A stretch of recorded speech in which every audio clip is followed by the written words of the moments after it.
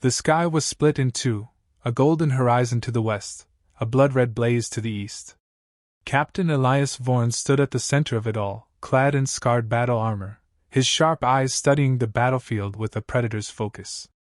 The Empires had come, as they always did, with promises of peace and threats of annihilation. Now, they were tearing each other apart, and humanity stood poised to decide who would live and who would crumble into dust. Vorn wiped the blood from a cut just above his brow, ignoring the sting. Around him, his squad moved like ghosts, every step a whisper, every glance a silent confirmation. There were a dozen humans in a galaxy teeming with giants, yet it was the giants who trembled. Across the fractured plains, two forces clashed. The Seraphid Dominion, a race of crystalline beings who considered emotions a weakness, unleashed their mechanized horrors without mercy. Opposite them, the Arcos Confederacy, towering reptilian warlords, roared their defiance, trusting brute strength to carry the day. Neither side had thought much of humanity when they first arrived. Now both bled because of that arrogance. Vorn turned as a slender figure approached. Lieutenant Marin Solis, his second in command, carried a datapad flashing with urgent updates. "Seraphid flank collapsing," she said, voice low. "Arcos deploying siege beasts. It's chaos." "Good," Vorn replied. His voice, calm and grim, was the voice of a man who understood how to survive when the rules collapsed. "Chaos is where we thrive." Marin nodded, her gaze flickering toward the horizon where dark shapes circled in the smog-choked sky. Dropships. Reinforcements. More fuel for the fire. She hesitated before speaking again. "Command wants a decision. Who do we back?" It was the question that had been waiting all along, the one every empire feared to ask openly. When humanity chose a side, the war would tip. A handful of human divisions, properly applied, could unravel strategies centuries in the making. That was the secret they hadn't understood until it was too late. Vorn stared at the datapad, then out at the battlefield again. Neither the cold, calculating Seraphids nor the brutal, mindless Arcos deserved trust. Neither saw humans as anything more than convenient tools or expendable pawns. And that was their fatal flaw.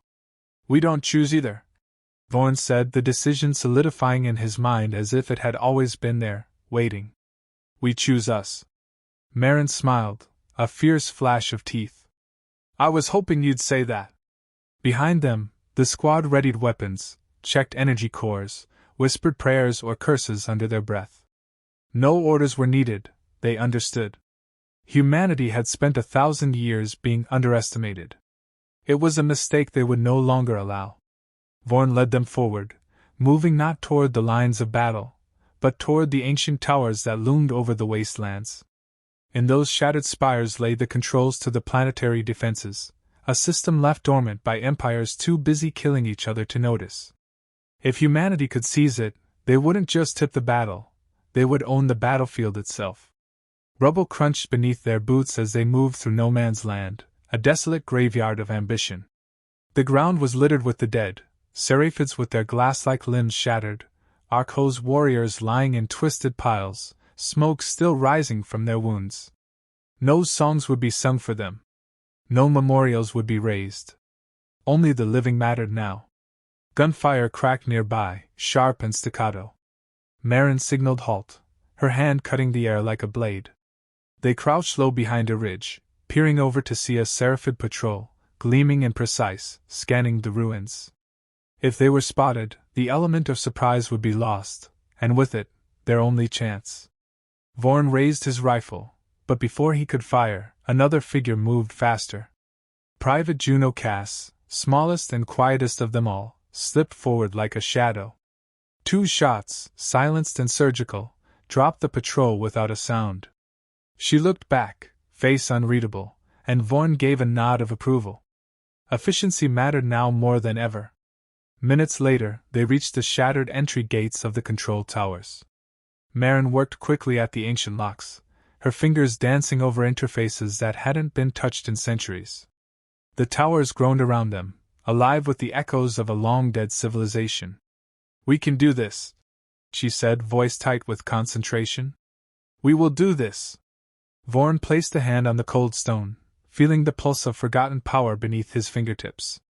For all their technology and might, the Empires had overlooked something critical. Humanity's genius wasn't just to fight or build. It was to adapt. To take the broken, the abandoned, and make it their own. The locks hissed open. The squad surged inside, weapons ready, hearts pounding. They weren't just fighting for survival anymore. They were fighting to carve their own destiny among the stars, and woe to any empire that tried to stand in their way. Behind them, the battlefield roared louder, fires blooming like angry suns. But inside the towers, the future had already begun to shift. It was subtle, imperceptible at first, like the first breath of wind before a storm. Vorn looked once more at his squad, bruised, bloodied, unbreakable, and allowed himself a rare, grim smile. "Let's show them why the smartest ones choose human allies," he said. And they moved deeper into the heart of the tower, where history waited to be rewritten. The control chamber pulsed with dormant energy, its walls etched in ancient glyphs that no empire had bothered to decipher. Marin's fingers danced over the unfamiliar controls, frustration flickering in her eyes. Behind her, Vorn watched the main entrance, rifle at the ready, while the rest of the squad spread out in a defensive arc. The tower was a prize too valuable to remain uncontested for long. A low rumble trembled through the stone floor, not an explosion, but the steady approach of something massive. Juno, perched at a shattered window, cursed under her breath. "Arcos siege beast, east quadrant. Heading straight for us." Vorn didn't flinch. The Arcos believed in overwhelming force. They would rather crush the tower under raw muscle than waste time negotiating control. It was their way, direct, brutal, and ultimately short-sighted. "How long?" he asked without looking at Marin. "Minutes," she replied, voice tight. "Maybe less. I'm close, but this system wasn't built for simple minds."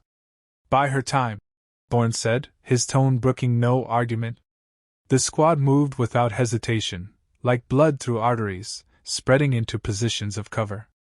The tower had once been a fortress, and even in decay, it offered choke points that could funnel the beast's advance. They didn't need to kill it, just slow it down long enough for Marin to unlock the heart of the tower. Outside, the battlefield had shifted. The Seraphids, sensing Arco's weakness, were pressing their advantage, crystalline forces hammering down like a merciless tide. Distant explosions painted the horizon in unnatural hues. Both sides were so consumed with destroying each other that neither had realized they were about to lose everything to a handful of humans. The ground shuddered again as the siege beast came into view, a monstrous amalgam of biology and machinery, its armored hide glinting under the twin suns. It roared, a sound like grinding mountains, and charged. Private Calder, the squad's heavy weapons expert, stepped forward calmly, setting a shoulder-mounted railgun into place atop a broken column. "Let's dance, ugly," he muttered. The first shot rang out, a thunderous crack that echoed through the ruined tower. The slug punched deep into the beast's shoulder, staggering it but not stopping its charge. The Arco's design was clever, resilient to pain, single-minded in purpose. Vorn signaled flanking movements, sending Juno and Sergeant Wren across the upper walkways. If they could strike from above, they might drive it into the kill zone Calder was preparing. Time slipped by in hard, rapid beats. Marin's voice filled Vorn's earpiece, laced with both excitement and fear. "Almost there. Systems are waking up. Defense grid coming online." "Good," Vorn said, sighting down the barrel of his rifle. "Because if you don't hurry, we're about to redecorate this place with our organs." The siege beast crashed into the lower levels, tearing through crumbling walls as if they were paper. Calder fired again, the slug sparking off its reinforced skull. Juno leapt from a higher perch, planting an explosive charge along the creature's spine, and Wren hauled her back up seconds before it detonated. The explosion staggered the beast, black smoke billowing from its wounds, but it roared back with mindless fury, slamming its bulk against the tower's inner supports. Stone rained from the ceilings. If it wasn't stopped soon, the whole structure would come down around them. Marin's voice cut through the chaos. "Vorn, now! Systems unlocked!" Full control in 30 seconds. Vorn seized the opportunity. All units pull back to the central shaft. Draw it in. It was risky, but better to face it in a confined space where its size would be a disadvantage. The squad fell back, firing in controlled bursts, herding the creature toward the heart of the tower. The seconds stretched like wire, taut and threatening to snap. The beast lunged, closing the distance with terrifying speed. Calder's railgun hissed and spat one final shot, striking it square between the eyes. It faltered, just long enough. The floor beneath the siege beast shimmered. Suddenly, a crackling web of energy sprang from the glyphs, lashing upward like grasping hands. The tower, now under Marin's control, recognized an enemy. The beast shrieked as the energy engulfed it, muscles convulsing, armor plates cracking. In moments, the monster was nothing more than a twitching mass, smoking against the ancient stone. Silence fell, broken only by the labored breaths of the squad. In the central console, Marin's face was pale but triumphant. "We have control of the planetary defense network," she said. "Orbital cannons, ground shields, automated drone armies, all of it." Vorn allowed himself a rare exhale. "Then we just became the most dangerous faction on this planet." He moved to the console, studying the tactical displays Marin brought up. The Seraphids and the Arhos were still tearing at each other, oblivious to the shift in power. They had been so certain of their superiority, so convinced that humanity was beneath notice, that they hadn't even considered a third option. Vorn tapped a location on the map. "Start here. Show them what it means to underestimate us." Marin grinned, savage and bright. Around them, the squad readied themselves once more, not as pawns in someone else's war, but as players with their own pieces on the board. Outside, the twin suns burned low over a world on the brink. It was no longer a question of survival, it was a question of dominion. And for the first time in 1,000 years, humanity wasn't asking permission. The first strike fell from the heavens like a god's judgment. An orbital cannon, long dormant, roared back to life under Marin's control. A lance of energy ripped through the Arhos war caravans in the southern valley, vaporizing steel, flesh, and ambition alike. The Seraphids paused their advance, crystalline commanders recalculating in sudden alarm. For the first time, both empires looked skyward in confusion and fear. Vorn watched from the tower's observation deck, his armor scorched and battered, but his stance unshaken. Humanity had announced itself not as a servant, not as a subordinate, but as a sovereign force. The battlefield had not shifted, it had been seized.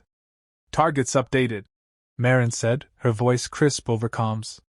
"Seraphid High Command detected moving to fallback positions. Request authorization to intercept."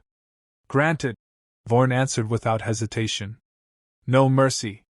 The squad moved like a sharpened blade. Calder secured the outer perimeter, his heavy weapons system sweeping arcs of destruction through enemy scouts. Juno slipped through the broken ruins, laying silent traps along escape routes. Sergeant Wren coordinated drone swarms that darkened the sky, mechanical wasps programmed to harry and blind enemy units. Every action was precise, deliberate. Humanity fought not with numbers but with cunning, a symphony of violence orchestrated by those who had been forged in centuries of survival against greater powers. But dominance drew attention. As the Archos faltered and the Seraphids hesitated, a third signal emerged, one Vorn hadn't anticipated. From the blackened edges of the eastern wastes, ships rose like specters. Sleek, dark, silent. The Vrake Syndicate. Mercenaries, scavengers, empire breakers. They had no loyalty but to profit, and no morality but the coin's call. Seeing an opportunity, they had come to carve flesh from the wounded. Vorn narrowed his eyes. "New players on the board," he muttered. "Vrake forces inbound," Marin confirmed grimly. "Fast movers. Heavy payloads. They're not here to talk. We hold the tower," Vorn said, voice a steady iron. "Everything else is secondary." The squad repositioned, adapting without complaint. They had long ago abandoned the luxury of predictability. Juno rerouted drone patrols to intercept the Vrake vanguard. Calder recalibrated his railgun for aerial defense. Marin layered additional encryption across the control systems, buying precious seconds should the Syndicate attempt to hack the tower. The first wave came screaming out of the smoke, sleek skimmers darting low, unleashing strafing runs of plasma and shrapnel. Calder's shots were thunderbolts against the storm, cutting 2 ships from the sky before they reached firing distance. Juno's traps detonated with surgical timing, flipping enemy vehicles end over end. Still, they kept coming. The Vrake were many, and their hunger was vast. In the control center, Marin's hands flew across the interfaces, unlocking new systems hidden deeper in the tower's architecture. Her voice crackled in Vorn's earpiece, a thin thread of urgency. I found something. Talk. Automated defenders. Buried under the tower. Massive. I think they were the last line of defense for whoever built this place. Vorn's lips curled into a grin. Wake them up. The ground shook anew, but this time it was not from enemy fire. Ancient doors groaned open beneath the tower. From the depths rose massive constructs, towering figures of alloy and forgotten science, their forms still elegant despite the dust of ages. They moved with slow, implacable purpose, weapons humming to life. The Vrake assault faltered as the constructs entered the battle. Plasma bolts glanced harmlessly off ancient armor. In return, the constructs unleashed energy blasts that reduced Syndicate skimmers to molten debris. Vorn seized the moment. Push them back. Show them the cost of greed. The squad advanced behind their newfound giants, a tide of relentless force. The Syndicate, so confident mere minutes before, now broke and scattered, fleeing into the wastes as the constructs hunted them down with methodical ruthlessness. In the aftermath, as smoke curled into the dying light, Vorn gathered his team at the tower's core. Their armor was scorched, their faces drawn, but their eyes burned with fierce satisfaction. Marin leaned against the console, brushing a streak of blood from her forehead. We hold the tower. The grid's ours. The field's ours. And the Empires? Juno asked, her voice quiet. Vorn glanced at the tactical displays. The Seraphids had pulled back into defensive bastions. The Arthos were retreating to hidden strongholds to lick their wounds. Both had learned, too late, that humans were not pawns. They were kings. He faced his squad, the only soldiers he trusted, the only family he claimed.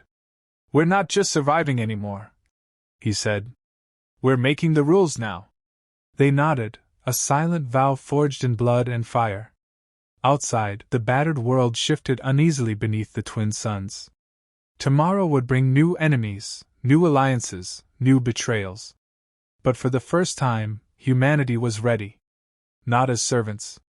Not as slaves. As masters. And somewhere beyond the stars, watching silently, the other empires would soon learn a brutal truth. The dead ones chose poorly, the foolish ones underestimated, and only the wisest had chosen humanity as allies. The future belonged to those who adapted. And humanity had adapted better than anyone ever dreamed.